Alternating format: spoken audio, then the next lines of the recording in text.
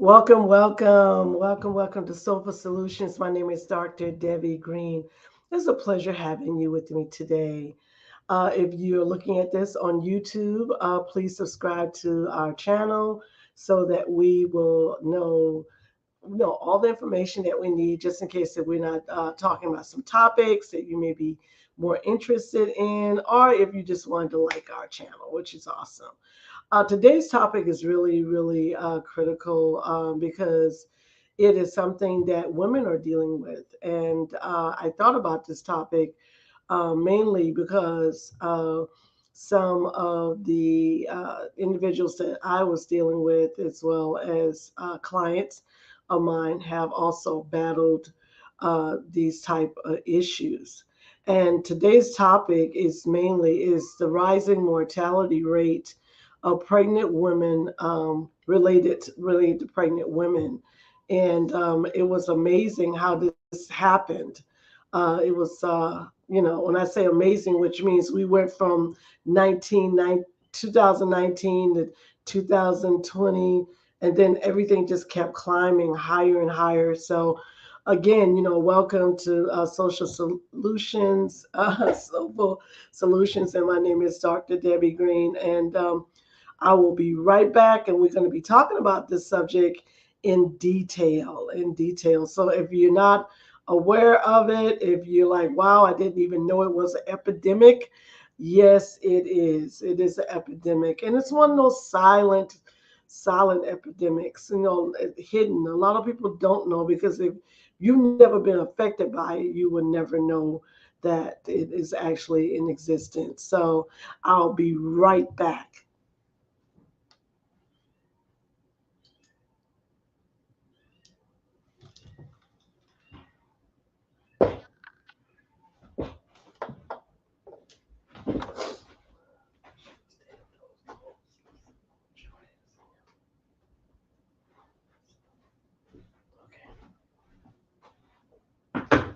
Oh.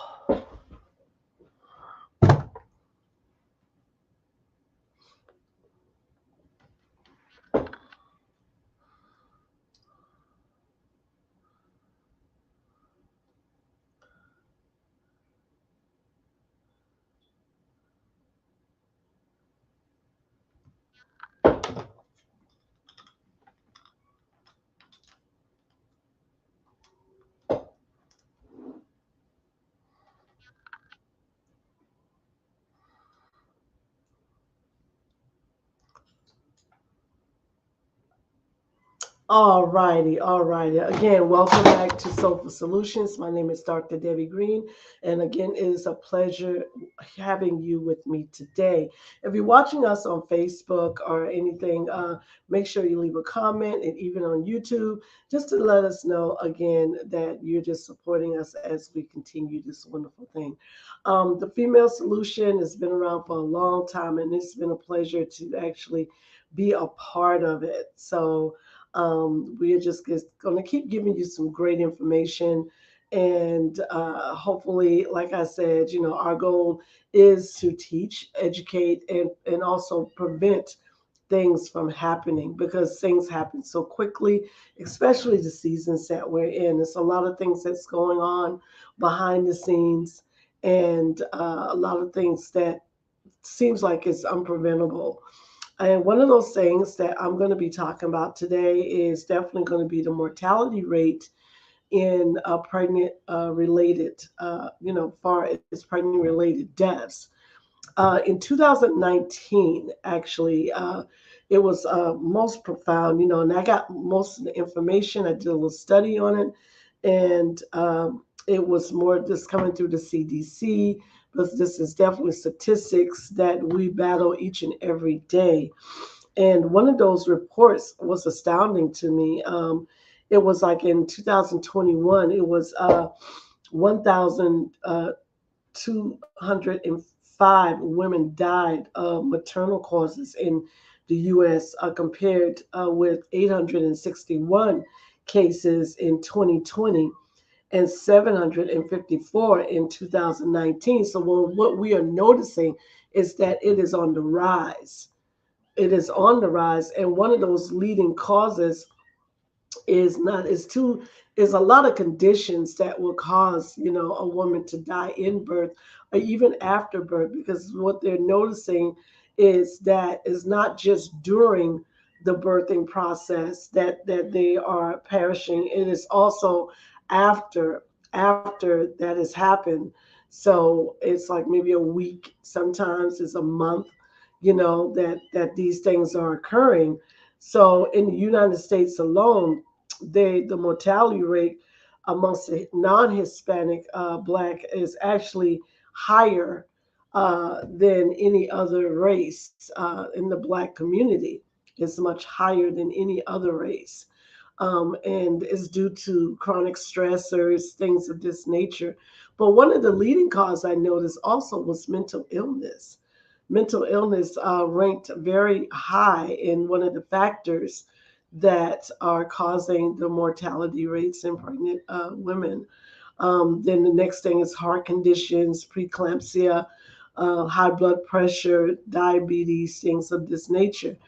So as I continued to read on and research, and I found out that a lot of these deaths were preventable. It was not, I guess, totally aware of the person that was, carrying the child, that their life was not at the healthiest state, if I could say it like that, far as, being, healthy, far as nutrition, exercising, going to the doctors, getting your regular checkups. Also, what I found out was that women were skipping their prenatal checkups as well, and that was due to other co-occurring situations, such again as mental illness, and also the rate with the um, the younger women, such as between the ages 14 and 21. It was a large mortality rate, as well as loss in live births versus births that were not alive. So it was so many factors, and again, the stressors it all really got to be considered, because if you're in an environment that is very stressful, such as domestic violence, or if you're addicted to drugs or anything of those issues, and you're still carrying a child, your mortality rate goes up. It does increase. And it's one of those things that we have to take seriously, because again, a woman has can give birth, but at the same token, is a very dangerous. You're between life and death. You're very close to those lines, and you have to be proactive with your life. It's extremely important. So the first thing I want to talk about is mental illness when we're dealing with pregnant related deaths, because of mental illness causes a lot of stressors and pressure on the human mind. If there's a diagnosis of bipolar, schizophrenia, or something depressing, depressive episodes are recurrent, anxiety, generalized anxiety, any of those things, even phobias, not socializing, not being able to function properly. Those are some other areas as well, that you may not be able to get the help that you need. Because if you have a phobia, for example, of going outside or dealing with people, you may not go to the doctors like you're supposed to, as far as getting your prenatal checks, and those things. So it's just really, really important to take in consideration with, that being a critical moment in your life to give birth to a child. We're also noticing in the United States there are, higher mortality rates, and in the other countries, and it was due to, again, mental illness, untreated medical conditions, for the lack of, not having insurance, or may not have the guidance that you need to do so. So it's been a real hard chore just to keep things going. And I say in the U.S. because we know we were dealing with the pandemic. We were dealing with so many things within the last 3 years. Divorces are still on the rise, as well as domestic violence. So, can you imagine a woman being pregnant, going through all of those things? And it's a very hard thing to deal with. It's extremely difficult for her to keep her emotions intact. So, when her emotions are not intact, when her mental capacities are way beyond, just stir crazy, if I could say it, then this is when life gets difficult. It gets difficult because, again, you're carrying a child. The child is experiencing everything that you're experiencing. They're feeling everything that you feel. So they're eating everything that you eat. So it's one of those things that, like, again, we have to take in consideration of our health. For those who are out there who are, carrying a child, just be mindful. Be mindful of how much you are disturbed emotionally, especially. As far as your anger, you feeling guilty, feeling victimized by certain situations, maybe being in a domestic dispute with a family member or with monogamous or heterosexual relationship. All of those things form a emotional bond with your child, and all of those things can cause hypertension. It can cause IBS. It can cause bad circulation in the body, is because you are overly stressed. Even work related on the job issues, work related on the job issues as well, is one of those things that can definitely cause a lot of stresses. So we definitely want to look into that a little more closer. I want to be able to give you some strategies and some coping skills, but also provide you with statistics as well. I wanted to mention in 2021, the maternal mortality rate for non-Hispanic Black women was 69.9 deaths per 100,000. Now, I don't know about y'all, but that is a lot. 69.9 deaths per 100,000. Uh, yeah, that's a lot. And these are in live births, like the baby survived, but the mother didn't. 2.6 times the rate for non-Hispanic. So what we're noticing, that the black race, the black women, that this is a higher rate. This is a higher rate. Now the question is, why is it so higher in black women than it's not in any other race? So as I continue to investigate this, it says that it is the increase has a lot to do with the rate of maternal age, um, where women are having babies later in life, uh, like age 40 and over. Age 40 and over it breaks it down. It says 138.5 in the ages after 40 and over, and it's 6.8 times higher than the rate of the women under 25. Differences in rates between age groups were statistically significant. The increases in rates between 2020 and 2021 for each of these age groups was significantly different. So what we're finding out is women that are having children 35 and older are in a higher risk of death than the women that are younger. And again, this is data I've gotten from CDC. And my goal is this, people. The goal is to make sure that you are practicing healthy habits when it comes to you taking care of yourself. I mean, okay, women do get pregnant, and I understand that. But are you healthy? And did you check your health prior to getting pregnant? Because sometimes you're like, wait a minute, it just happens. You know what I'm saying? It was happening. I didn't have any control over that, and I understand things do happen.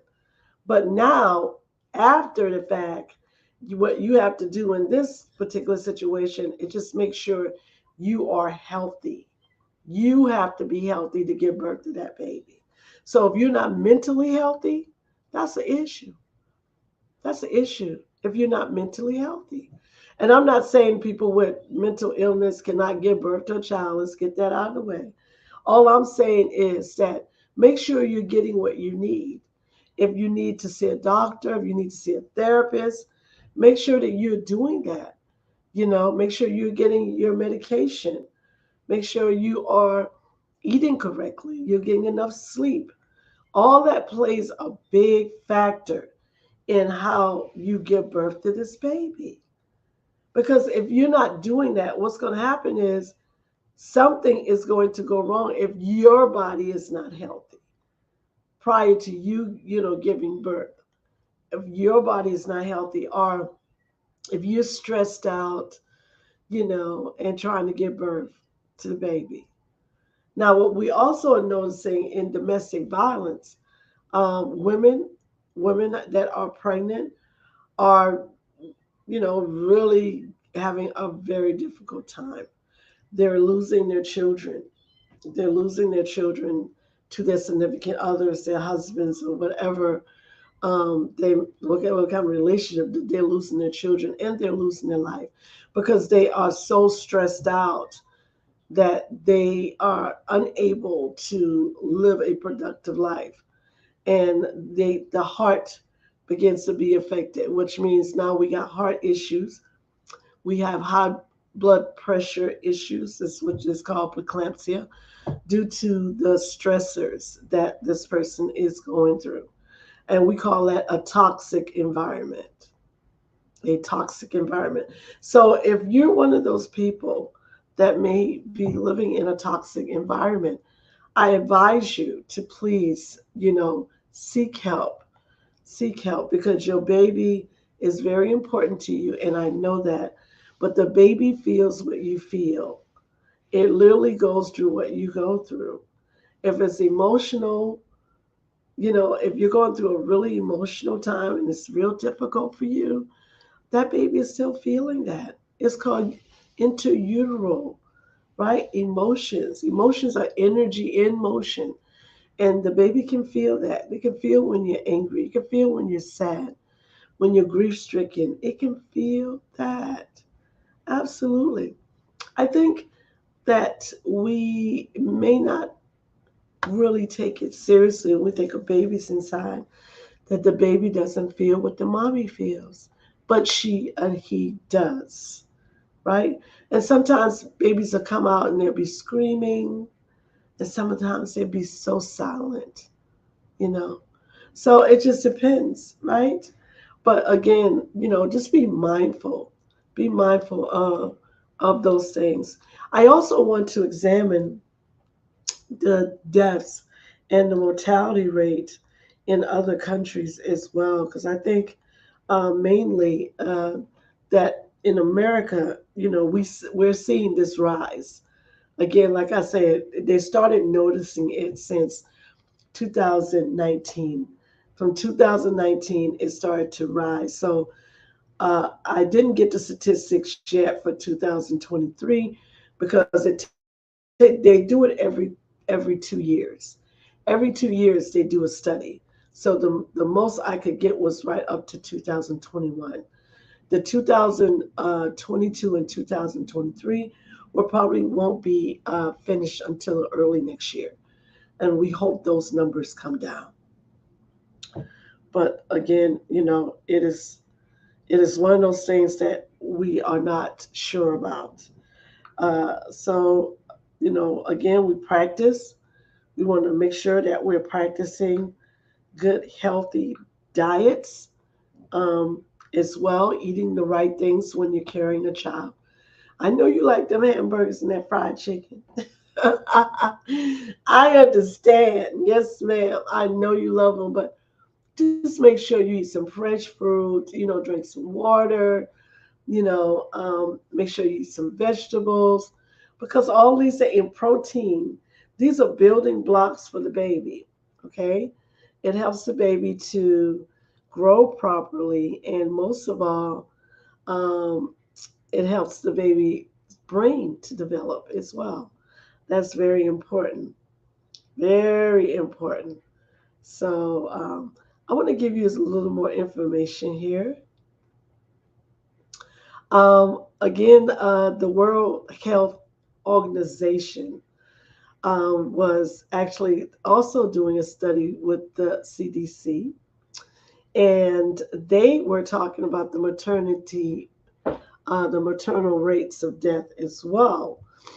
And again, it's the same as before. They noticed a climb from 2018 all the way to 2021. As I said, I do not have all the statistics for 2022 or 2023 because they do it every 2 years so they can get an accurate count. Some of the causes, let's go into the causes.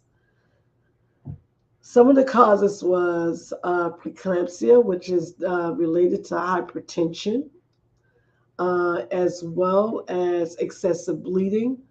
Um, that's also related. Excessive bleeding. Um, when they call it interutero, when the placenta moves away or tears away from the uterus, that causes excessive bleeding. And heart conditions, which is from lack of circulation. And there goes that mental illness as well. That's also in that is mental illness and not actually taking care of yourself, like going to get your prenatal checkups. Some women tend to skip those. They don't go into the latter months, like around 6, 7, 8, you know, years, like months, excuse me, months while carrying the baby. So if there's anything that develops in the trimester, which is around the third month, it doesn't get discovered until later on, which then kind of makes it hard for the doctors to treat because they have to do other things and they rather catch it early than catch it late. So I think that's really important that we make sure that we are, doing what we our part. Women have to do their part. So I want to again give a little more statistics. Number of live births in women, Hispanic race as well as Black race. Live births, that's 3,791,712. So it's the live births, and then the under that is the deaths that are not live births, and those are it's like out of that number, that 3 million, out of that number, your maternal deaths are 658, and your maternal mortality rate is 17.4. 17.4. Again, this is much higher than it should be. Over the last 20 years, they were totally different. Um, I believe that technology, food intake, as well as the pressures of life as things just continue to evolve, totally affected our just our ability to thrive as women, and that has a lot to do with how we carry our children. We do know in other countries, um, like Africa, Asia, the mortality rate is also affected, because different countries only, like I think China, you can only have but so many children. So if you are having any health conditions or whatever, it's very closely looked at. In Africa, the mortality rate is higher there because they're more so they don't have the proper care that they need to, give the birth, have live births. So their mortality rate is also high as well. But again, in the U.S. is what is really significantly inclined at this point. So from that being said, again, when they do this next study for 22 and 23, I'm pretty sure if it's going to incline, it's not, I don't think it's going to decline because it looks like it's going higher. There would have to be some preventive care in the communities as well as with insurance providers where they are then looking at, offering women that are pregnant more care, maybe more information, more education, so that they will be able to have a healthy life as well as for their children and themselves. It's very easy to not have a healthy life. And he's like, wait a minute, Dr. Deb, what do you mean it's easy? Well, think about it. We eat out a lot, okay? And some people don't often go to doctors until something's wrong, until they're sick. Um, our generations, like genetics, are not very healthy right now because everything is in transition. So, like your mother or your grandparents, if they experienced any areas of sickness such as diabetes, cancer, even mental illness, like bipolar, schizophrenia, those type of illnesses, it's then transferred to the next generation.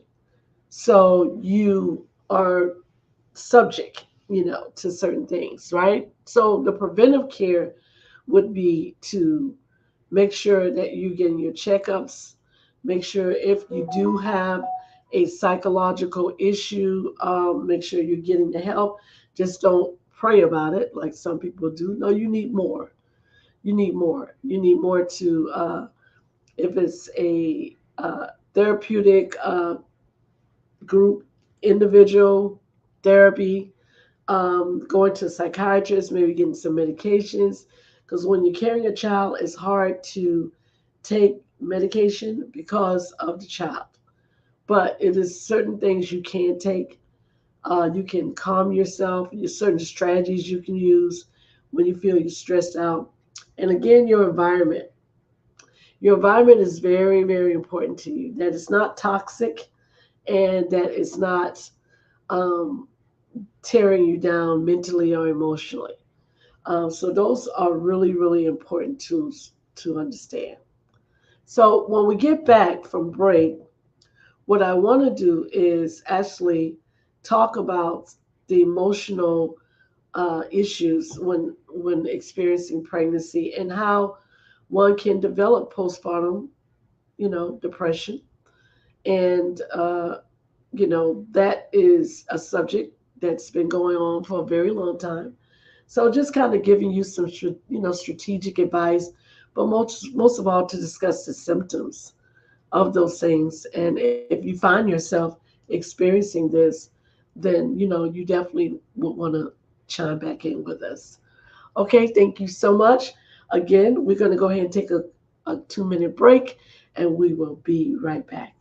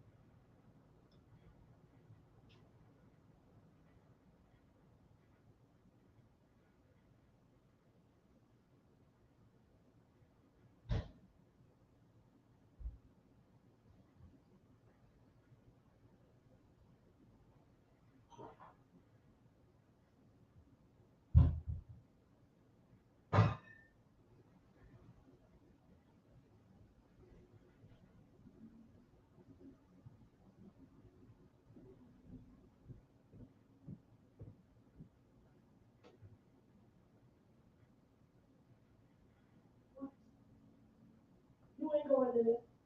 You saying here, here, you need stuff here. Look,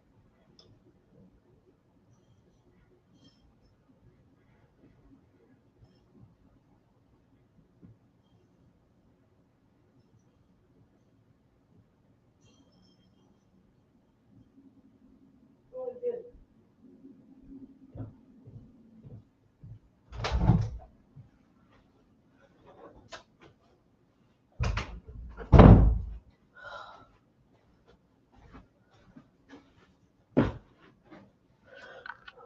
Oh,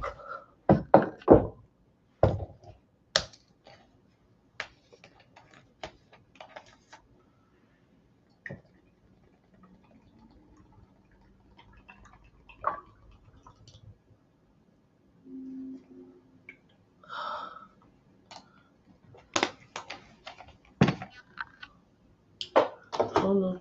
I'm breaking up. I can't hear.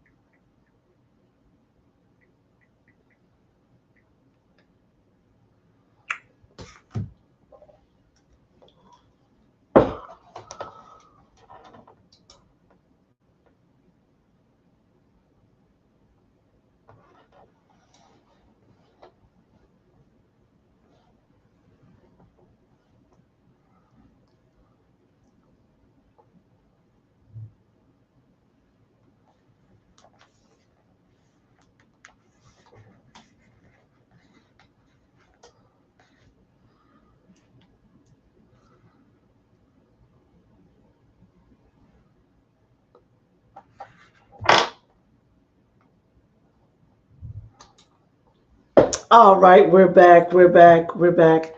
Welcome to Soulful Solutions. My name is Dr. Debbie Green, and our topic today is the rising mortality rate of pregnant related deaths in women, the hidden epidemic.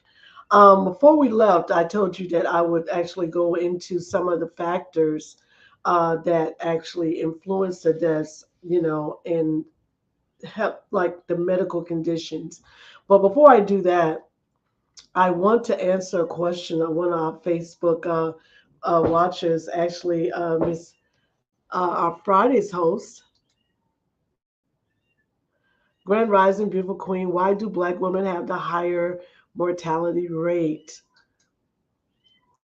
So what I was noticing and also studying was because of our ability to hold more stressors. And then you say, well, I didn't have any idea that, you know, Black women held more stress than other women. But then, then I thought about it, and I'm not saying we're stronger than any other race, but that makes perfectly good sense, because if we really went back into the areas of slavery time and things of that nature, we went through so much during those eras in our life, and I mean, for Black women to have that much pressure on them, and even today, we hold a lot of stress, but we can handle a lot of stress, and that stress then turns out into other things. And those things such as hypertension, which is preeclampsia or eclampsia, as well as the stresses of heart conditions. Because think about it, the body does not react to any other thing other than stress. And when you have excessive stress, then it totally breaks you down. It breaks you down mentally, emotionally, physically, spiritually. It breaks you down when you have excessive stress. So one of those findings is that with Black women, that it depends on their environment that they live in. If they're living in a toxic environment, they're more adaptable to a toxic environment. Believe it or not, they adapt to stress very easily versus the other counterparts. Um, and that I think that is you know, it's a good thing, but then again, it's a not so good thing, right? Because we don't want to be the ones that are adapting to this deformity. But all our life we had to strive. So it was a striving moment, even dealing with poverty, dealing with low economic status, uh, you know, uh, divorce rates and things of this nature. So I truly believe that's where some of the factors lie in. It may not be all of them, but it will definitely be in because we carry stress a different way. We carry stress, more so than the other counterparts or the other races that are experiencing the mortality rate. Post traumatic stress syndrome, if you ever uh, that and also the postpartum kind of go hand in hand, right? Okay, the reason why I said that was if the mother ever experienced any traumatic experience, she will have PTSD, and it's a good chance she would develop postpartum depression due to that PTSD. So that's one of the things that I wanted to really focus on today is the mental health of a pregnant woman. Your mental health is everything because your mental health will influence your emotional health, and that emotional health then also manifests inside your body. I mean, far as your physical body, it manifests in that. And when it manifests in your physical body, of course, your baby then has that exposure. So what happens? What happens with this, right? Because we know that again, the mother is affected, and if she's truly affected in such a way where she perishes during birth or a week or so after birth. What are the leading one of like I said, what are the leading causes? What's happening in this woman? That's what I'm saying. What's happening in the women that are causing that, other than just the medical conditions? Okay, we're looking at economic status. We're also looking at divorce rates, being with a healthy mate, or not having a mate at all. A lot of women are pregnant, but they are going through their whole pregnancy without a mate at all because of whatever reason. The man does not want to be present, or they might have had some disagreements. He's no longer there, or whatever the case is. He could be deceased. It's a lot of reason why a woman would not have a mate or your husband or a significant other while she's going through that. Okay, all this is mentally stressful for her. It's mentally stressful for her. So, and emotionally stressed because see, now you don't have that, that counterpart. And what we also are noticing is the mortality rates in deaths when it comes to abortions, women that are having abortions and may decide to have a child. There is a mortality rate in that as well. And the rate is right along with that excelled rate from 2018, 2019, 2020, 21, and it just keeps getting again higher and higher. Miscarriages is also up high, is also increasing as well. Again, due to the stressors of that woman and whatever she's going through, the environmental stressors that she's experiencing, and not properly taking care of herself, physically. A lot of women are still working, in the working world, in the career world. They're still working and being on your feet for long periods of time, depending on what you're doing. Some people are sitting. Some people are sitting for long periods of time and not exercising because they may be working from home. That's another area of concern as well, is walking around, working, and also being at home sitting for long periods of time.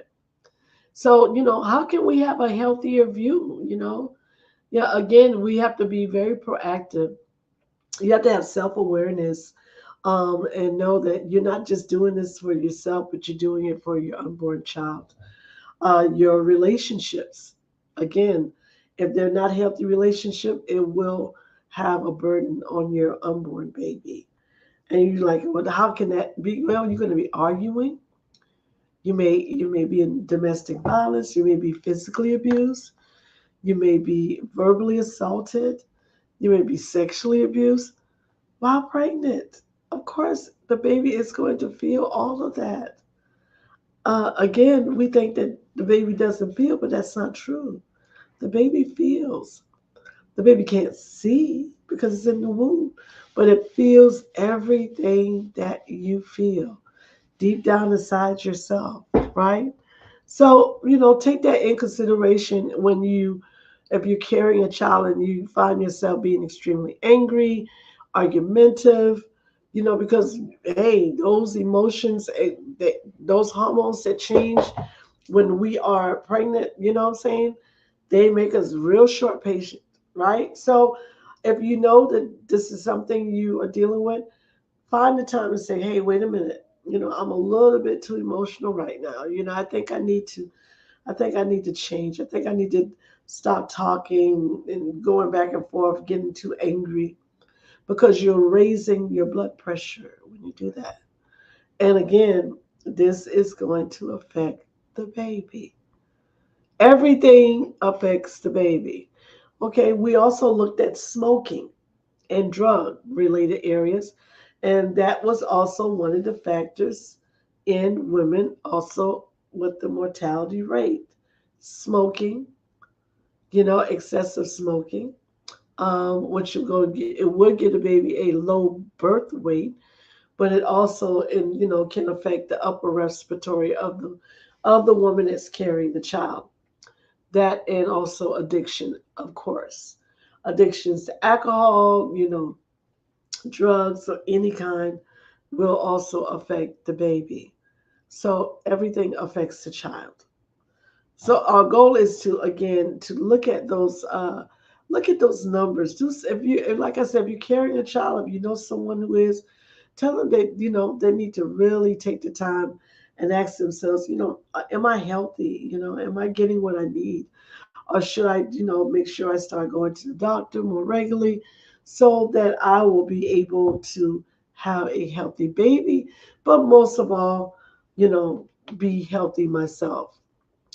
Um, there was an incident some time ago, and it wasn't very long ago, about one of our gold medalists, Olympic stars. And I'm trying to remember her name, and I can't, but I don't know if you guys heard about this. But what I'm going to do is see if I can just Google her a second here. Um, she was actually a Olympic star, and she was pregnant, and she did not get the proper care, and she died at home giving birth to the baby. Um, I must tell you, I was a little sad about that. I asked myself, could that have been prevented? Her name was Frentoris Bowie, and it was Tori for short. That's what they used to call her. She was a sprinter. She competed at the Rio de Janeiro Olympics and won the silver medal in the 200 meter and a gold in the 4x 100 meter relay. This was a healthy woman. What happened? This was a healthy woman.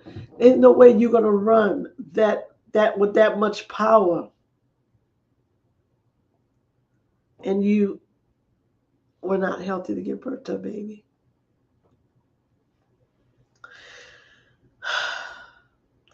She died at age 32.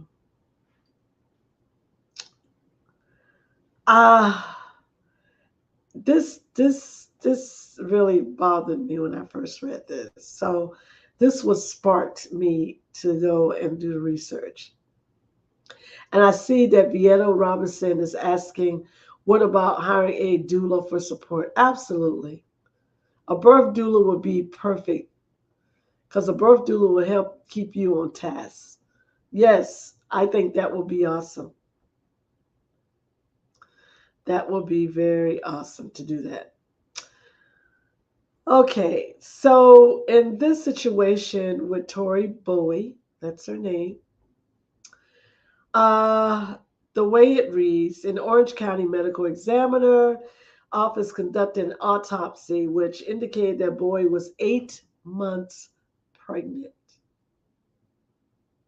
8 months pregnant. She had one more month before giving birth to this baby. Babies can survive at 8 months, y'all. They can.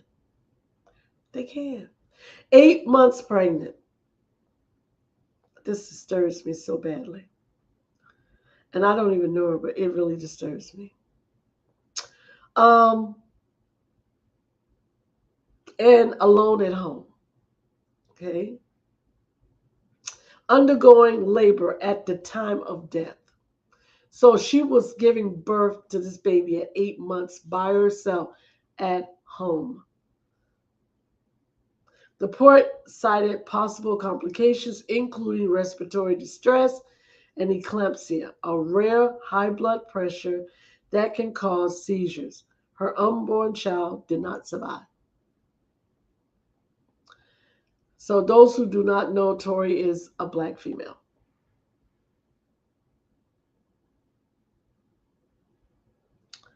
According to Kimberly Holland, Bowie's agent, the track star was not actively performing a home birth when the baby started to arrive. Was not actively performing. I can only imagine how this must have been, and this is what Holland said. Painful, it hurts. It's also to know that there's no baby.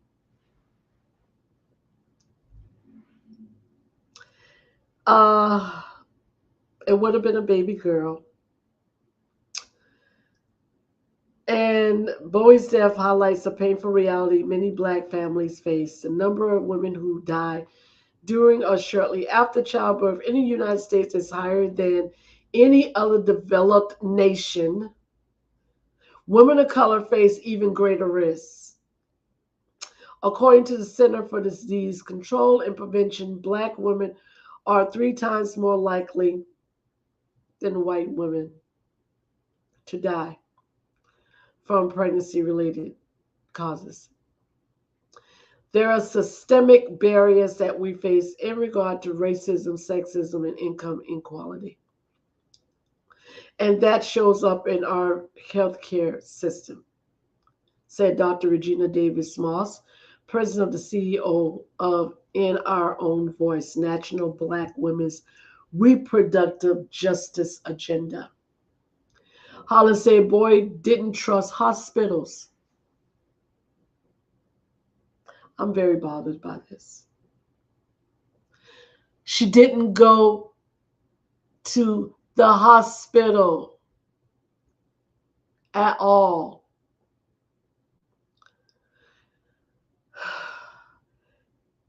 She wanted to make sure that the baby was going to be okay with being in control.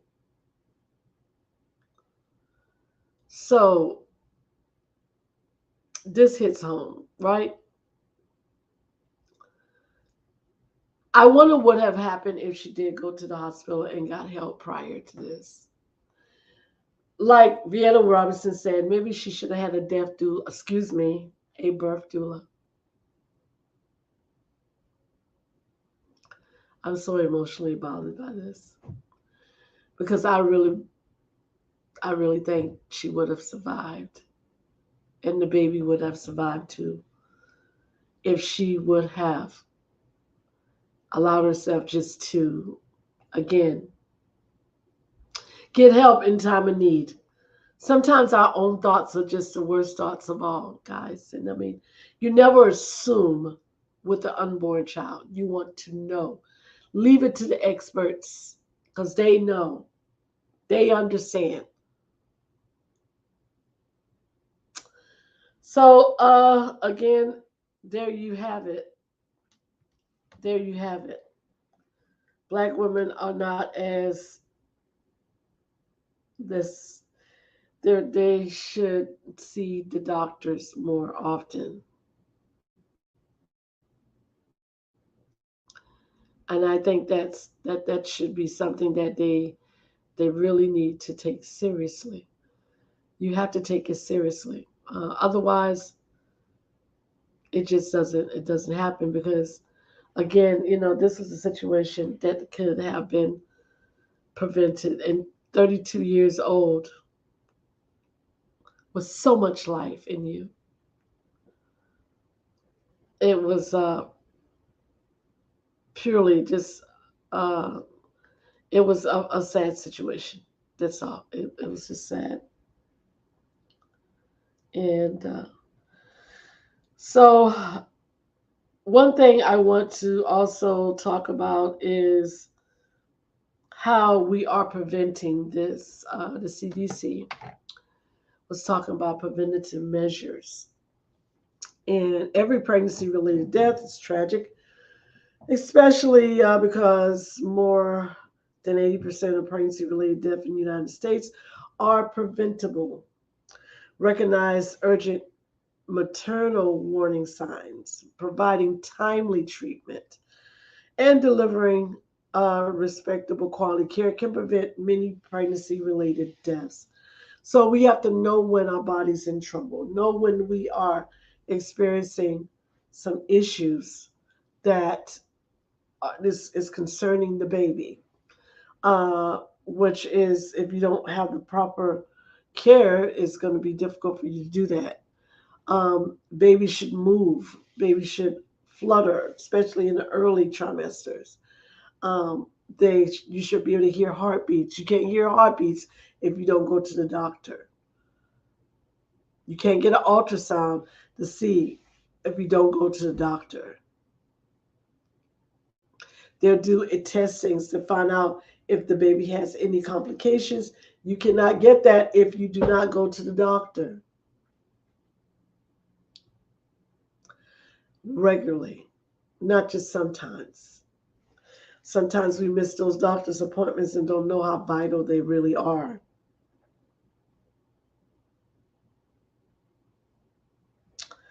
Black women are 3 times more to die from a pregnancy related cause than white women. This is according to the CDC. Here are some of the factors. Multiple factors contribute to these disparities, such as a variation in quality health care, underlying chronic conditions, structural racism, and implicit bias. Structural racism, which means that the woman that's black may go to a doctor that's white, and they may get a misdiagnosis. You said, do people still do that? Yes.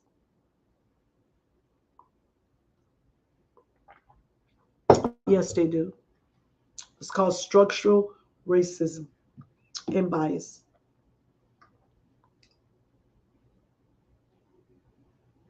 Social determinants of health prevent it. Many people have racial and ethnic minority groups from having fair opportunities for economical, physical, and emotional health. There you go. Are they still doing that? Yes. During Black Maternal Health Week, learn how to support a pregnant people in your life to reduce factors and to contribute to pregnant related complications and death. Pregnant people and their families can't. Okay? You want to talk to a health provider. Find out the right health provider. Just don't take the first one. Look at the reviews, people, and make sure that's the one that is going to give you the best health. And when you start experiencing different things that occur in your body, like excessive headaches, excessive bleeding, or some overwhelming tiredness, you know, more on those things and symptoms that indicate complications. Trouble breathing is a major one. Something is wrong. Something is seriously wrong. And you don't want to take that for granted. You want to take that seriously.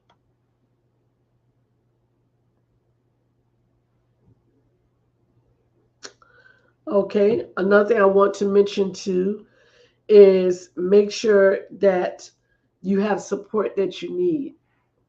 If it's family support, if it's spousal support, make sure someone's there for you, that you're not alone. It's very important that you don't handle the pregnancy totally by yourself. You want help. You want to get uh, the right support mentally and emotionally while you're carrying the child. Because if you feel totally alone, you're going to start feeling other things as well. You're going to feel fear, which is going to affect the baby. So, patients that are managing chronic stress or conditions, they may arise that during pregnancy are hypertension, diabetes, and depression. So we go right back to that postpartum depression. The majority of the time is that when women are experiencing other chronic conditions, there's a good chance that they are experiencing those post-traumatic areas of themselves. And I remember some of my friends' daughters had a post-traumatic stress syndrome, and they were always saying, "This is so overwhelming for me." You know, the pregnancy is overwhelming for me. I don't know how to handle this. And this could be their first, second, or third baby. It doesn't matter. They just feel so overwhelmed to the point where they become depressed. And they start having these anxiety attacks. They begin to feel very out of sorts, as one would say. And it would be they're shut down, stop communicating, um, go through the same symptoms as a depressed person, feeling hopelessness, powerlessness, feeling uncomfortable with themselves, things of that nature. So the goal is to prevent those things from happening. So when we come back from break, because I see that we're like 3 minutes over, we're 3 minutes over our break. When we come back from break, we're going to be talking also about how other countries actually look at it and look at their preventive care compared to ours. So we'll be right back. Thank you.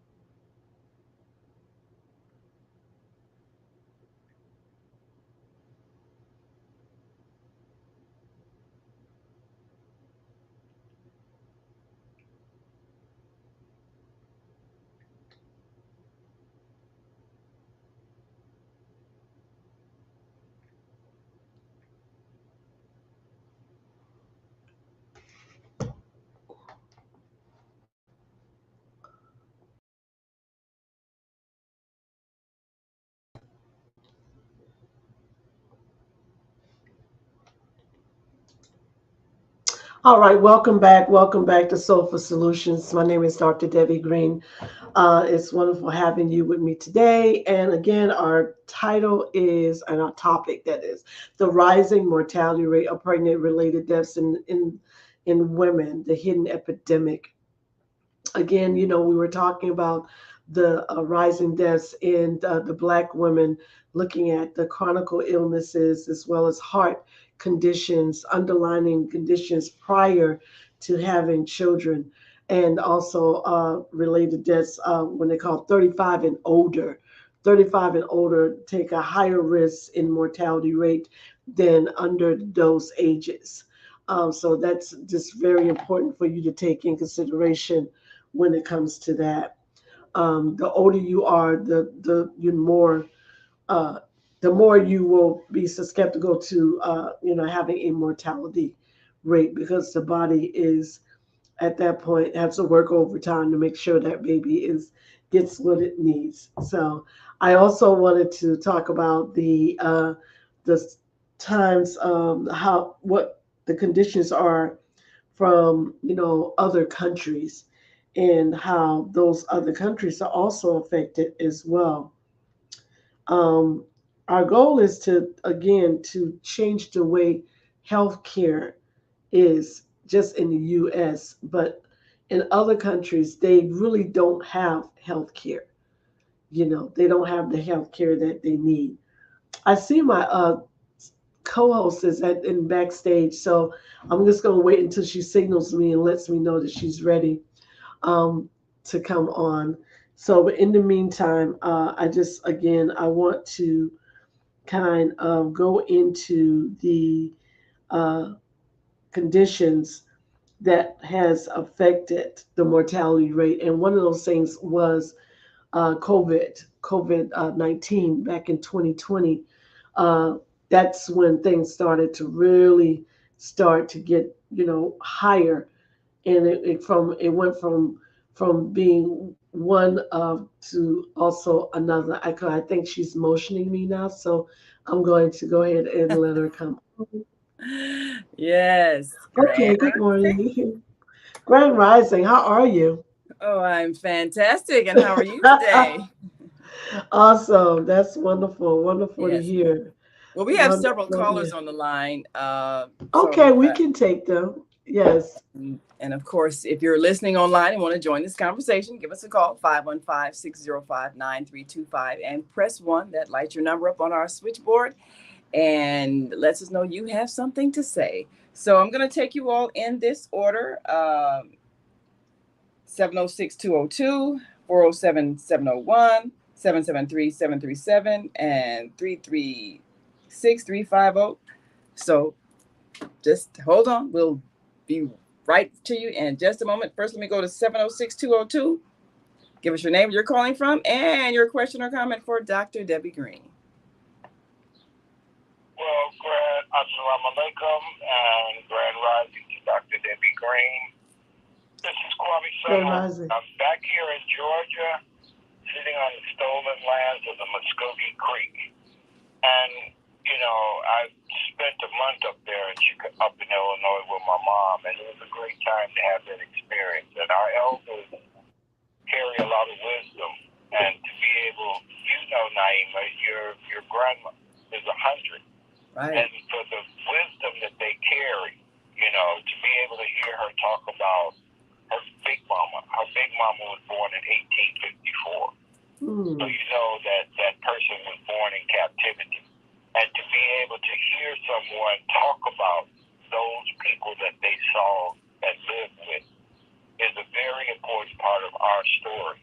And we have to begin to cherish those moments and be able to keep that knowledge alive as to who we were and where we come from, because old people say you got to know where you come from to know where you can go.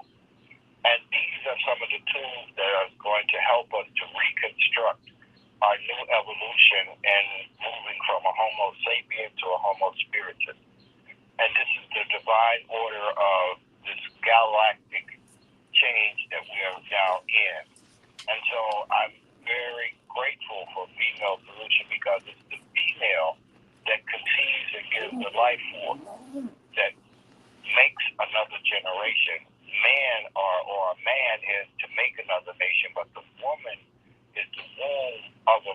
of the nation. So it's important how we balance divine feminine and sacred masculine. So I thank both of you, for doing what you do every Thursday and sharing that information. And Dr. Debbie Green is an excellent doer of what's needed for the mental and spiritual. And so it's in that order that we have to begin our process of healing. Absolutely. Yes. Thank you so much for that. And it's interesting, Baba Kwame, he speaks of my mother, who's 100, and we were having a conversation. I was having a conversation with my mother the other day about childbirth. Back in that time, children were born at home, and you had the midwife that was there, and she remembers the name of the midwife that had delivered her and her two younger brothers. And I mean, this was a skill, like Beata was talking about. This was a skill that women had. We helped each other give birth. And actually, childbirth is not a hospital procedure. It's a natural procedure. It only requires a hospital intervention if there are complications. People had births at home. Like if you may have something like a breech birth or something that would require a cesarean, then we might see those. And if a study was done, you probably have the information on that, Dr. Debbie. There have been way too many cesareans because, insurance pays more for that. So in our money-driven system, we were actually making childbirth more of a surgical procedure than it needed to be. Right. And, what would happen, the woman goes into labor, just, send the children outside to play, and the midwife does her thing, and they come back, and there's a little brother or sister there. This was not a complicated situation, but as you said, the stressors, even with this, and we know slavery time, that was major stress because you have a baby and have to get back out and work the next day, right? Or the same day, expecting to keep going. But today we have a lot of abnormal stressors and no help. Too many women having births where there is no family support and no partner support, especially if the partner is hostile and was not even supportive of you having a child. That's a lot of major stress. So I just want to throw that out there, and of course take the next caller. Thank you so much, Baba Kwame, for your insight as always. And yes, thank you so much. Yes, and we got 407-701, our dear sister Beata. Go right ahead. Grand Rising Queens, ladies, Kwame. I just wanted to share a little bit about Jenny Joseph, who is a midwife. And part of the problem we have in the United States is that, like you were just saying, Naima, and how Dr. Debbie is outlining the stresses and the lack of support that women have, especially women of color. And Jenny Joseph is a midwife in the Orlando area who I trained with for doula, to become a doula. This woman is so amazing. I encourage women to Google her. She has there are many articles on her. She won an award, I think last year, as she was in one of the Women of the Year for Time magazine. And she is so passionate. And she's a Black woman from the UK. And she says when she first came to the United States, people didn't even, in 1989, she came here, most Americans didn't even know what a midwife was. And I think through her advocacy of her programs that she supports and her educational push, she is really pushing for national as well as global recognition of midwives and doulas, which she believes is the missing link to preventing the death rate that we see among women of color. But more importantly, she's such a beautiful educator, and so this is her passion. So Google Jenny, Jennie Joseph. She's in her 60s, I believe, but she's still working. She started one of the first midwife clinics in the country.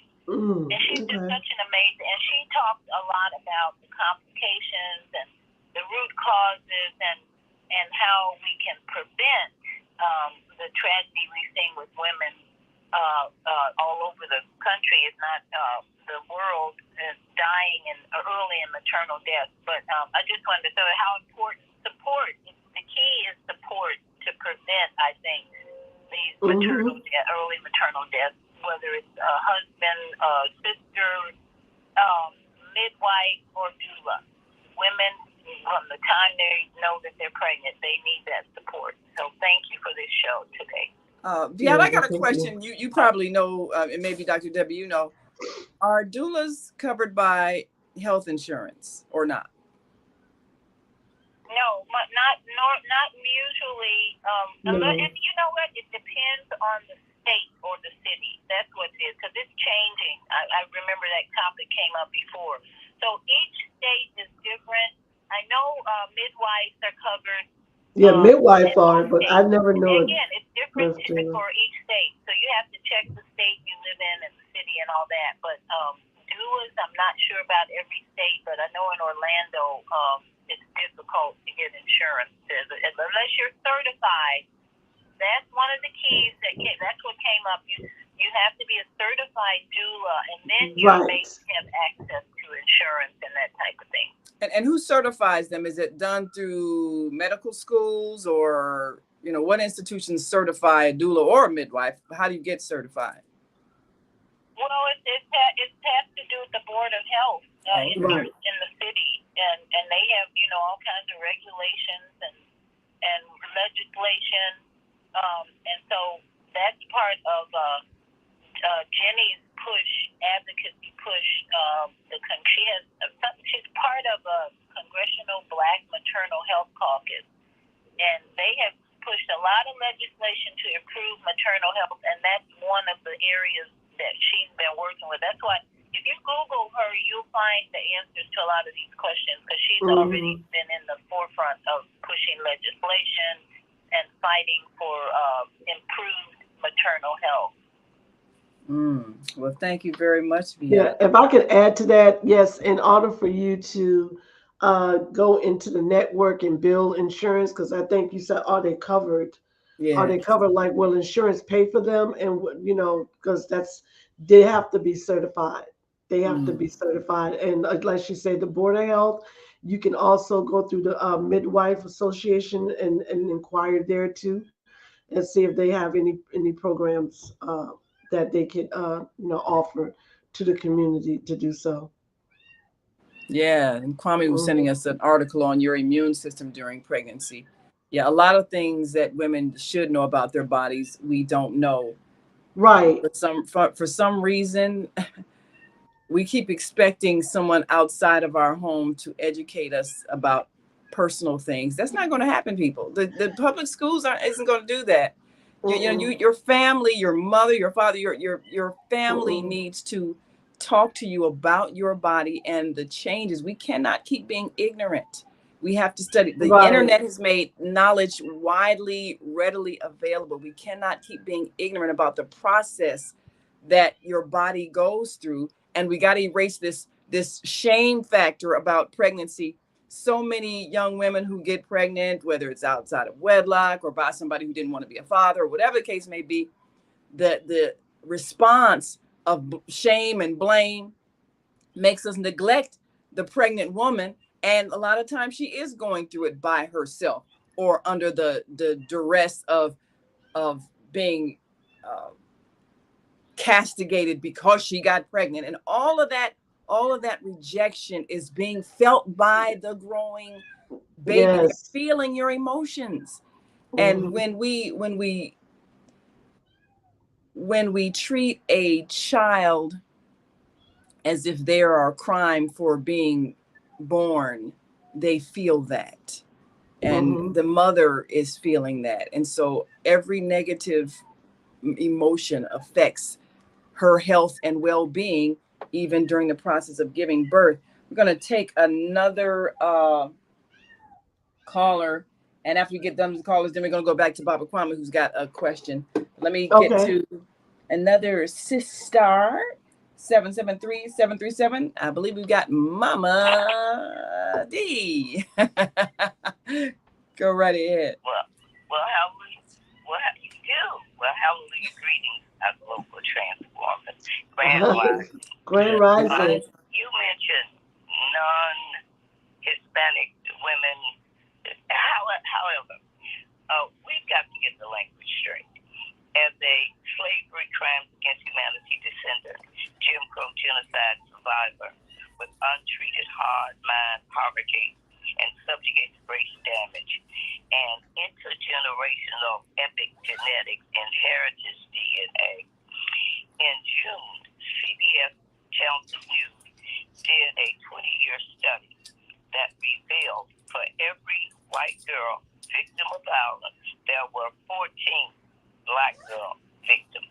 And under the age of 18 group, black girls were battered at an earlier age, and they were battered more often. And that was in all the categories: battery, theft, assault, criminal damage, motor vehicle theft, deceptive practices, everything. So there isn't. So that's why I'm on a personal campaign for a birthday, because I believe that the lack of support is rooted in the lack of respect for motherhood. And we have to get off of that. My birth, I'm sorry. The truth is the truth. It is what it is, and you cannot undo it. You didn't give birth. Your mama did the birthing, your mama did the labor, and your mama did the work. And you were alive inside of her body, sharing her food, her water, her emotions before she did the birthing, did the labor, and did the work. So that's where it all starts. No lie can live forever. So once we can respect motherhood and give her some proper respect, that she is the first teacher. So that's where it starts at, and that is why this program is important, because she's the first teacher. And if she taught you right, no man can ever be free as long as he enslaves his own mama. And she's got to get straight. I don't know if you were at the Million Women's March or not, but they had T-shirts, and it said, "Grandmama taught mama, mama taught me, and I will teach you." But something was missing. I will teach you anew. And would you address that? Definitely, we need to be taught anew. Thank you, Mama D. We appreciate that so much. I want to throw a thought out there. Of course. The decision to be born is a soul's decision. There are no accidental births. We choose to come into the family line, the conditions that we come into, because our soul is seeking the experience. And many of us in these times chose to come into these bodies that we're inhabiting because we're on a mission, like Mama D said, to teach anew. We're choosing to experience what we're experiencing so that we can then change the world to the way it should be. So all of us on the Female Solution, we are conscious of this, and we are on our mission. And thank you, Mama D, for being on your mission, because we do have to change the thought. And the attitude toward womanhood and motherhood has been hostile for too long. And so there is a need for a transformation in the way we reverence the wombs that bore us, and in the way that we teach our girl children of the sacredness of their bodies and housing a soul, housing the Spirit of God.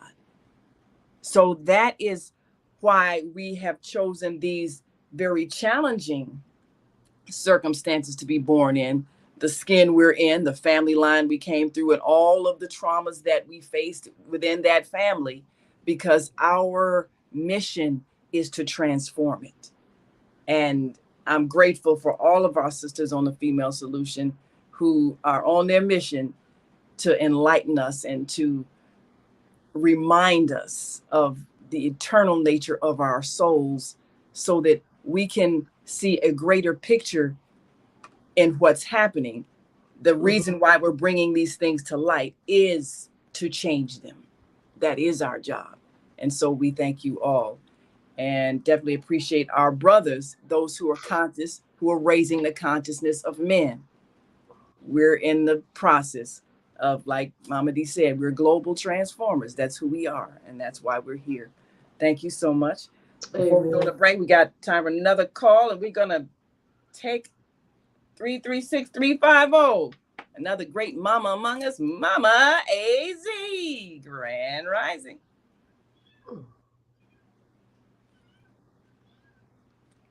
Mama AZ, are you with us? Unmute? Yes, we hear you now. Go right ahead. Dr. Latif. Okay, I'm trying to park. Grand Rising family.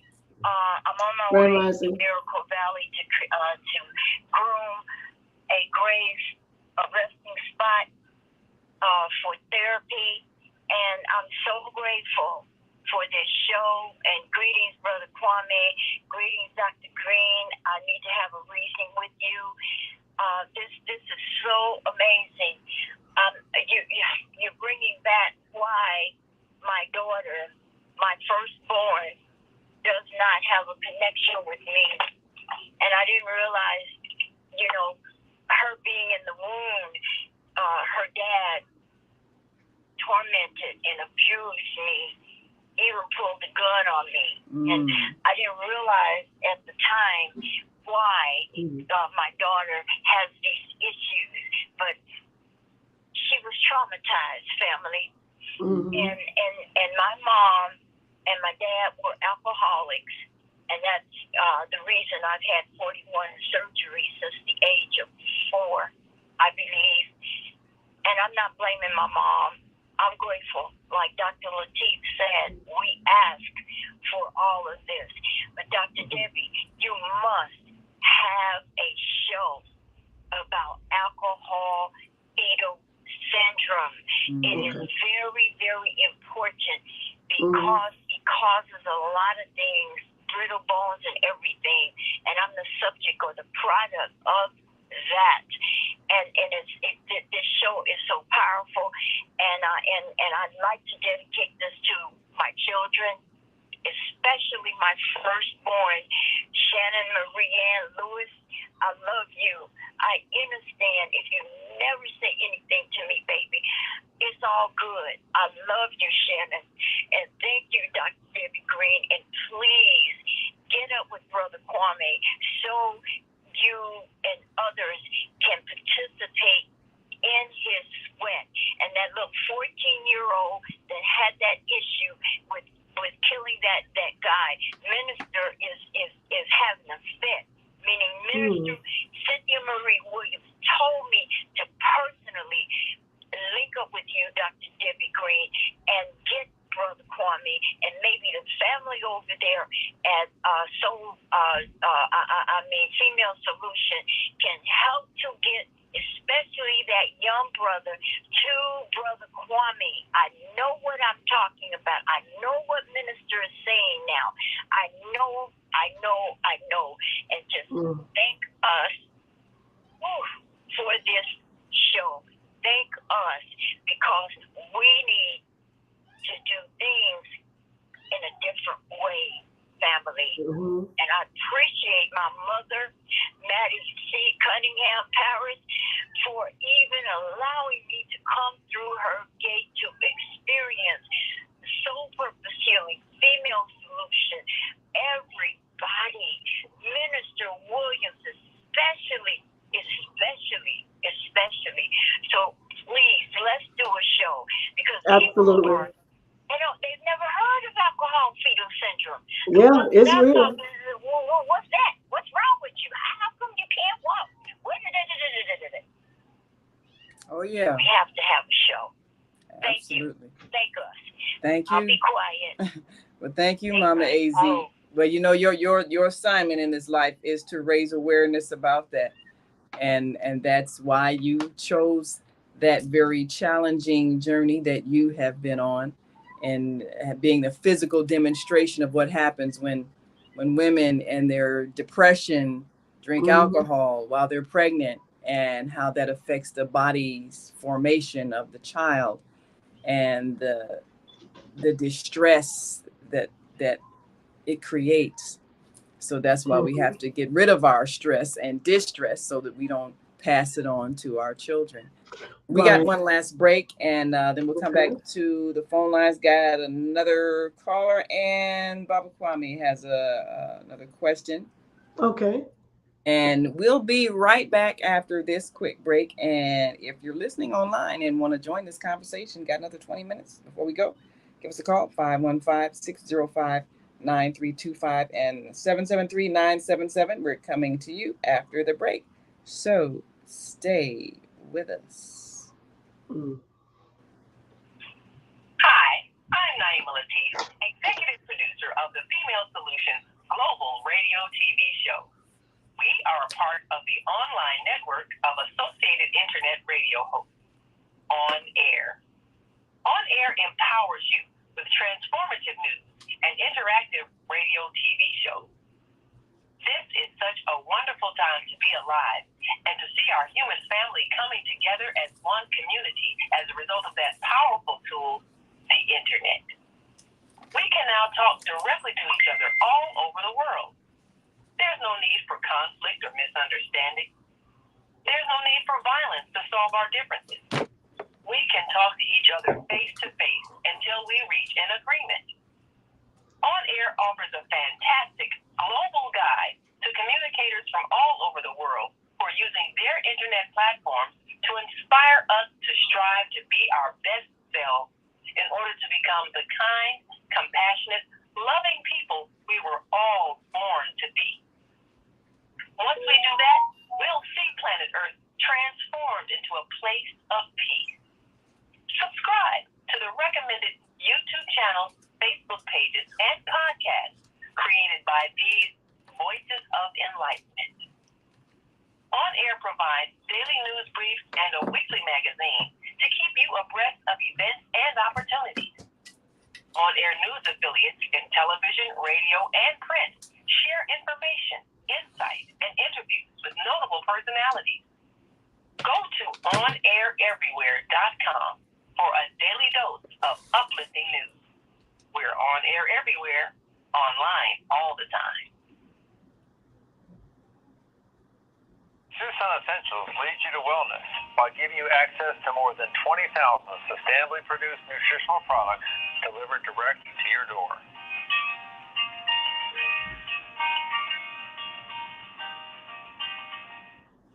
Do you worry about finances, family, health, job, relationships? Are you in pain? Do you feel stuck? If you answered yes to any of these questions, help is available. Don't worry, you're not alone. It's part of the human process. You only feel this way because you haven't mastered the voices in your head. No hype, just down to earth, solid, workable tools and techniques that you can practice daily. It's really food for the soul. Whether you want to learn how not to worry about anything, reverse type 2 diabetes, publish a book, promote your product or service, or just make extra money. To take advantage of the deal of the day, go to zeldaspeaks.com or call 312-409-6619. Mention promo code The Female Solution and get free shipping. That's zeldaspeaks.com or 312-409-6619. Stop worrying today. Visit zeldaspeaks.com.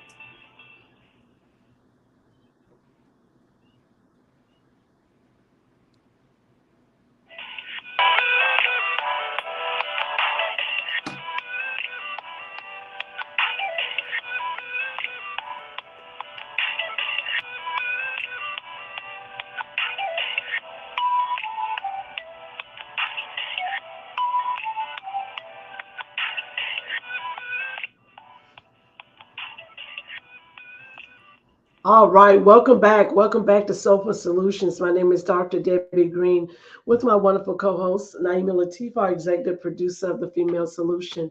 And if you're just joining us on this last top of the hour, our topic today is the rising mortality rate of pregnant-related deaths in women, the hidden epidemic, especially Black women.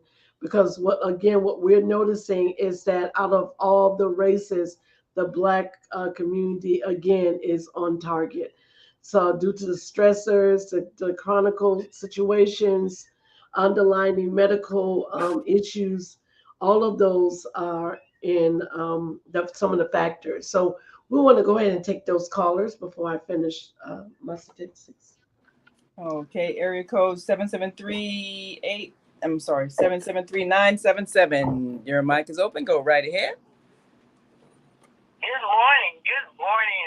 Good And what a morning. good day it is. God is so good. He's been good to us a long time. This is Lois in Chicago, Illinois. You Hello, know, Lois. God has made it so everybody is putting in the input that needs to be known throughout the world. And most of us are thankful for our mothers and fathers getting together and, stirring us up and bringing us here. Most of us are thankful. But, the Bible speaks of these peerless times where mothers against daughters and fathers against sons. And you wouldn't know the men from the women and the women from the men. These times are going to be here, and there's nothing we can do about it. Oh, well, most of us are satisfied with the way God has made us, and some of us are not. I mean, it's between God, whatever's going to go down, and I know for a fact that I know one of my daughters, we went to this nursing home on Mother's Day, and we passed out flowers and what have you, and the mothers, there was only one daughter there with the mother. And that particular daughter, she was so hurt because her two daughters weren't even calling her to say Happy Mother's Day or joining her at the nursing home or anything for Mother's Day. And she was really sad. So we prayed and what have you. She called me about 4 days ago and she said, Reverend Trav, guess what? She said her daughter had been with her best friend and she went over to help her buy something for her mother. And when she and her best friend got to the mother was deceased. And wow. The girl broke out in such a cry and what have you. And she called Tangie and said, Mama, I just saw this happen. I'm so sorry, Mama. So, she didn't wait until it was too late. She did apologize and told her how much she loved her. But it took that incident of her girlfriend's mother dying for her to wake up. One of my daughters decided one day, I think she was in her 20s, she's 46 now, she's going to go and tell Mama D something about me or whatever. And thought Mama D's going to get into a conversation with her. I think Mama D quoted her, honor thy mother and thy father. That's what she kept telling, honor thy mother. Anyway, that's all I have to say for today. And thank you all so much for this time. God is good all the time. This is Lois in Chicago. Thank you, Lois. Thank you, Lois. Definitely, you only have a certain amount of days on this planet. And if you're holding grudges against a mother or a daughter, once someone transitions and you realize, oh, I should have mended that. And that's when people grieve so hard, when they realize they should have mended whatever it was and forgiven whatever it was. And as they say, love is the solution to everything. If the situation is lacking love, then give it more love. If there's anger between you, then give more love. If there's silence between you, give more love. If there have been harsh words between you, give more love. Love is the solution to everything. So let's take, we've got another caller here, 312-833, and then Baba Kwame, we'll have time to come back to you. 312-833, give us your name, where you're calling from, and your question or comment for Dr. Debbie Green regarding the mortality rate of women in childbirth. Go right ahead. Thank you. We are on Yad Shalom. Black is beautiful, and assalamu alaikum to the family. Brother Minister Plump, Robert Floyd Plump, Chicago, Illinois. Yes, sir. I think that the woman is the greatest. I'm so glad, as they say, that my dear, she raised me to love Mama and Big Mama and Aunt Alice and Aunt Sue, because it all reflected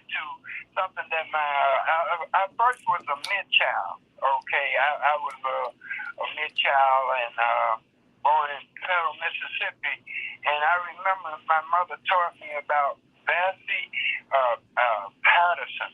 And she was the midwife mother that actually cared for me when I was born. And I was born in a blues joint. In the back room, as they say. My mother taught me all of that. And the most important thing is that my dear taught me about God. And it's just like you said, Sister Name, love is the greatest. And honor your God, honor your father, and honor your mother, because God and your father and your mother, they created us. And that's why it's the we and us and our family, which was the greatest invention that God created us to be, all we can be. And for every human being, there is a number that goes with us all. And thank God for the female solution, because we ain't going nowhere without our mothers. Number 29 is for every human being, no matter if they are black, white, red, brown, or yellow, no matter what race they in, as we say, no matter what their religion is. And the most profound thing, Sister Name and Dr. Debbie Green, is numbers don't lie. People lie now. Black, white, red, brown, yellow, they lie all the time. They even lie about the, who the father is. The only thing about it, I laugh about, they sure can't deny who the mother is. That's true. So she was there. Let's love one another. And I am my brother's keeper and my sister's keeper. And we're going to be having our leadership meeting today at Lake Grove Village. It takes as they say, a village to raise a child. One child. Nobody can raise a kid. Yes, and sir. that's going to be at 2 o'clock at Lake Grove Village at 3515 South Cottage Grove. Well, and for more information, call Brother Pump at 312. Advertising again. All righty. Well, we keep on leading. Keep on leading. That's what you do best. And we appreciate you so much. And we got time to get back to Baba Kwame with a question at 706-202. Go right ahead. Yes, and thank you, Naima and Dr. Debbie Green, and greetings to Minister Plum. But what I'm seeing is that there's a book called Magical Child by Sheldon Pierce, and it talks about they triangulated studying childbirth and around the planet, and they found that the greatest of childbirth was the African woman. And the part of it was that in the way in which we knew that when a woman conceived, and the part that we also knew in learning is that not when a woman conceives a child, that happens when a girl has the thought of a baby, is when the human is born, because she has that thought of that being coming, because in the womb, that child that is in the womb is already carrying the eggs of the sperm of the next generation. Yes, they are. So we've got to understand, and you said something very important about the cesarean, the production line, because when a woman has a vaginal birth, she covers the child through the vaginal, that gives it part of its makeup of its immune system, and then she feeds the rest of it. But when you have a cesarean, you don't get that process. Neglect that child having that immune system and the complications, because these are the things in which our ancestors knew, and especially our women who were midwives and doulas. And so it's the part of re-educating the girls and boys, because we have to understand is that there's a reason why there's a hood on a man's phallus. And the part of that hood is not to be removed until he's of age, because you create that absence, that stimulation of sensation when you remove it at birth, and you cause trauma. So go back and study our way of how we knew how to give rites of passage from boyhood and girlhood into adolescence, because that part of the word says add the lesson of you becoming a man or a woman. These are the things in which we have to begin to go back and have these talks, because we used to have grandmother's lap time.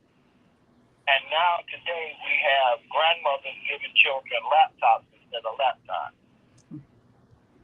Yes, and that is what's missing in so many children, that comfort, that sense of love and safety. And thank you, Baba Kwame, for your wisdom. One of the things that too many of our daughters grow up with is that that absence of love, that absence of a father's love.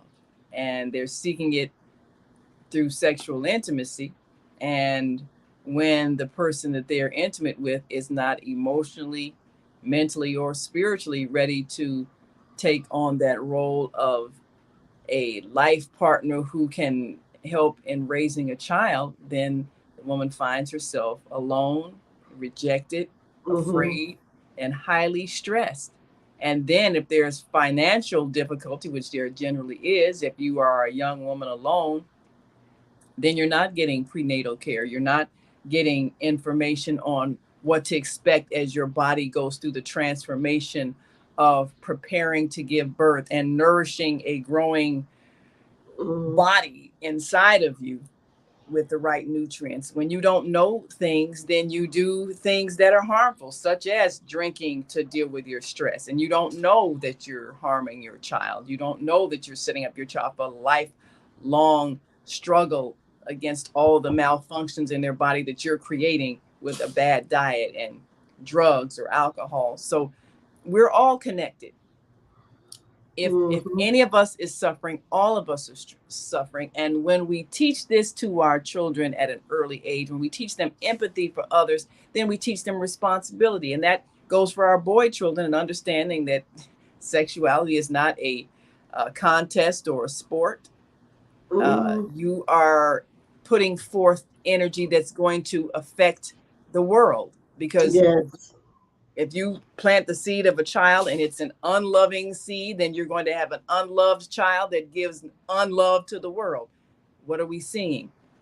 This is what we created, and there is something we can do about it, Lois. There's always something we can do. That's why we're here. We chose to be born here because we believe we can do something about it, and that's what we're doing. We're raising awareness. We're changing minds. We're changing habits so we can create a different future. That's why we're all here doing this. And I think we're doing it well. Thank you so much, Dr. Debbie. You're definitely on your job, and you leave this job and go to another job, and you're in the trenches helping people who are Yes. expressing the damages of abuse and neglect and pain and suffering in their lives. And Yes. that's Yes. that's such a needed work to be done. So definitely Absolutely. helping people who are coming into this world, and some of them coming into this world and their mothers transitioned out of this world in the process. Just think Yes. of that child. What happens when you are an orphan at birth? And does your family embrace you? And how do you even deal with perhaps guilt of growing up feeling like you killed your mother? That's got to be a heavy thing. I don't know, Dr. W, have you had any patients who had that experience where their mother died in childbirth, and they have some kind of trauma or guilt behind that? Yes, I have. And they again, what I've noticed is that it is a traumatic experience, especially if the child has an awareness. Usually, if the child is like, you know, like if awareness, like maybe the family members have told them prior that your mother died giving birth to you, and they told them at an age where they could understand. And sometimes that age starts at maybe 10 years old. They say they don't really go into the specifics of what happened until that child is old enough to really understand that it's not your cause why, or not your fault, why your mother perished, while giving birth to you. It was something that was beyond, our control, her control. So things like that, definitely happened.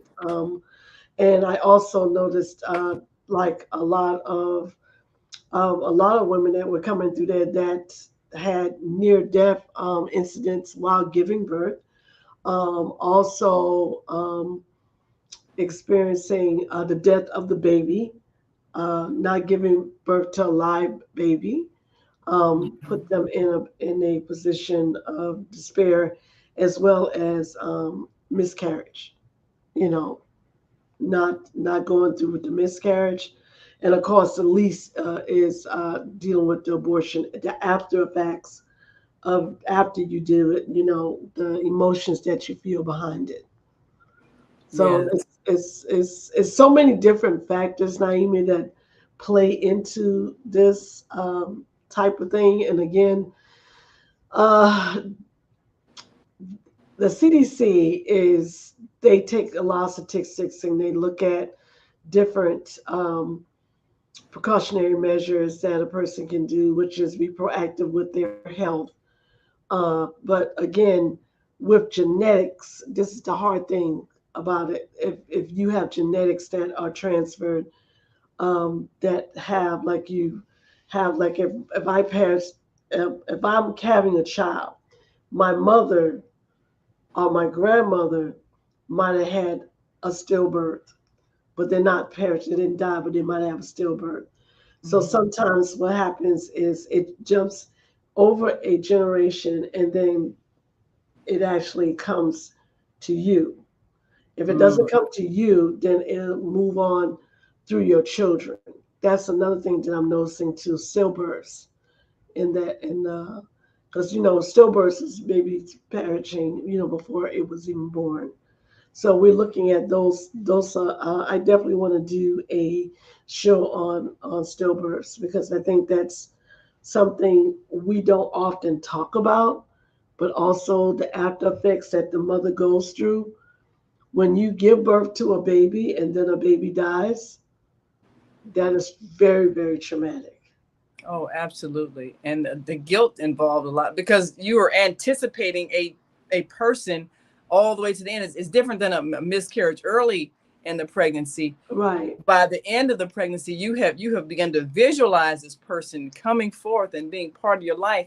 And then there's guilt that comes together. What did I do wrong? And Hmm. a lot of times people don't know what to say when everybody knows you were pregnant and then there was no baby. And I've known where people just Right. didn't even talk about it. You don't know how do you have the funeral. I've known funeral directors that it was traumatic for them even preparing for this little casket and helping the family Mm. through that process of grieving someone who never took a breath.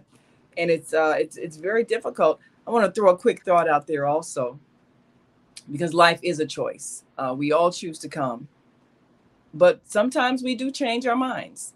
Uh, People can, and one of our shows, I'm going to have several near death experiencers or people who have Mhm. even gone back uh, in pre life existences or in between life and death Right. experiences, and to really explain to us that life is ongoing and each experience that we have in life, it is to teach us something. But there are times when a soul will decide, I'm not ready for this yet. Right. And so they choose to exit. So on a soul level, that's what's happening.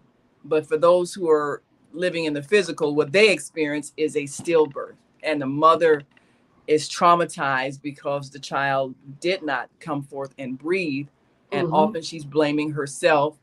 But if we know these things, and these are some of the things we're teaching in our upcoming Parenting with Peace class, so that we can understand that parenting is guiding a soul that has chosen you for this life experience, so that you can have respect for them and teach them respect for others. But definitely Hmm. understanding that the decision to be born is a decision by that soul. And to be chosen, it means a lot. It means that you're being entrusted with the guidance of their soul in this life experience. That's So right. That's right. honor your Exactly. mother and father, as the scriptures say, Yes, because ma'am. it's worth honoring. So there we have it. Yes, ma'am. Well, again, it's extremely important that life is looked at as extremely valuable, but most of all, to be lived. And this body that we are encased in has to have certain things. It 90 has. seconds. You have to be able to listen to it, whether it's asking you for water, where it's asking you for food or whatever. And if it feels discombobulated, you need to find out why. Seek a professional. Don't wait until something happens for you to do something about it. Stay proactive, especially when you're carrying a child. Stay very proactive and give yourself what you need during that hour, and know that you're valuable, 60 seconds. your family is valuable, and you should definitely treat them and yourself the same. So thank you, Blog Talk Radio, for listening to me today. I'm definitely going to do a show on the fetal alcohol syndrome. I heard it very clearly. Matter of fact, I'm going to go ahead and do some research on that. I have that ready for you next Thursday. So we're going to definitely do that, as well as take a closer look at, the the topics of stillbirth, because I think that's very important. Again, if you're watching us on YouTube, subscribe to our channels, hit like, let us know what you think. We're always listening. And Facebook, as always, thank you so much. And let me go ahead and put this on for my sister. There you go. Join us 10 tomorrow. Okay, seconds. 8 a.m. on health and wellness. Is that 8 a.m.? That's supposed to be 8 p.m.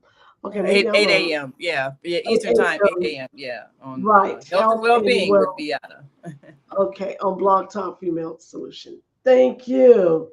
Thank you so much, Naima, as All right. always. And Please. we'll see you all tomorrow for Health and Well-Being with Beata here on the Female Solution Global Radio TV show. We've come to the end of our show today, but you can hear every show in the archives at www